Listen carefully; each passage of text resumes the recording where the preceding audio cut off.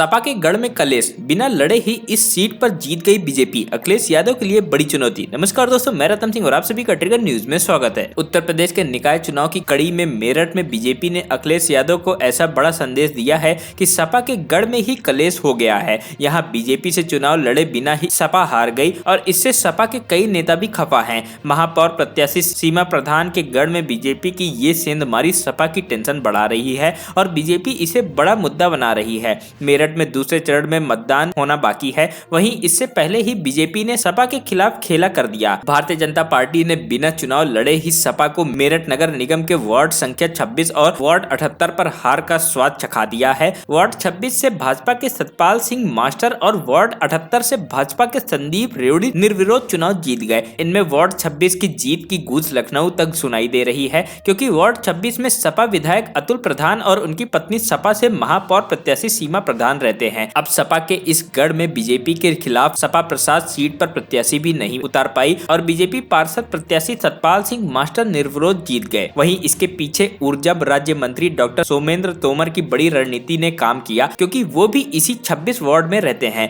उनके दाव ने सपा को पटखनी दे दी और अखिलेश यादव को बीजेपी के इरादे बता दिए। अब आप खुद सोचिए कि जिस वार्ड में सपा के विधायक अतुल प्रधान, उनकी पत्नी सपा प्रत्याशी सीमा प्रधान रह रही हो और वहां सपा को पार्षद सीट पर प्रत्याशी ही न मिले, तो फिर इसका कितना गलत संदेश पूरे चुनाव पर नजर आएगा। जबकि कई सपा नेता भी इससे खफा हैं, क्योंकि महापौर सीट पर सपा और भाजपा के साथ तमाम पार्टियां पूरी ताकत झोंक रही हैं। ऐसे में बीजेपी ने सपा को जोर का झटका धीरे से दिया है, क्योंकि वार्ड 26 एससी वर्ग के लिए आरक्षित है। एससी वोटर में सेंध लगाने के लिए सपा विधायक अतुल प्रधान ने ये दाव चला हो। हालांकि सपा की हार से कई बड़े नेता खफा हैं और अखिलेश यादव से इसकी शिकस्त की शिकायत की है। हालांकि जब विधायक अतुल प्रधान से पूछा गया कि बीजेपी इससे मुद्दा बना रही है, सपा को घेर रही है कि अपने गढ़ में प्रसाद प्रत्याशी नहीं उतार पाई, तो इस मामले में अतुल प्रधान बोलने से बचे और बस इतना कहकर चल दिए कि कोई भी मुद्दा बनाए फर्क नहीं पड़ता। जबकि सपा जिलाध्यक्ष का कहना है कि हमारे प्रत्याशी को पर्चा भरने नहीं दिया, लेकिन 11 मई को बताएंगे किसको कितना वोट मिला। अब तक मेरठ महापौर सीट बीजेपी और बीएसपी के खाते में रही है,